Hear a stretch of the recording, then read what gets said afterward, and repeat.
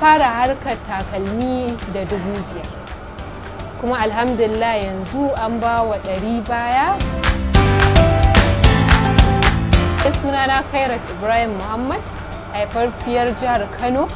Na yi makaranta na a jihar Kano, na university na a KUST Wudil, inda na karanta kimiyyar halittu wato biology.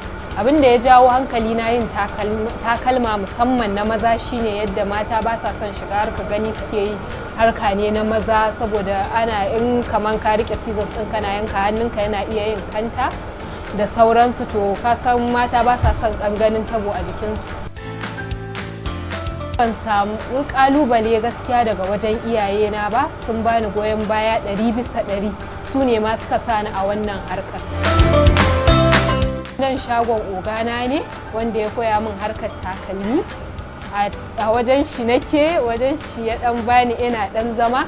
Babban burina shine na samu shagona kuma na samu makarantar da zan koya ma mutane, musamman mata da suke ganin ai aikin nan na maza ne ba na mata ba, su ma su zo su ga ai dukkan mu za mu iya yi.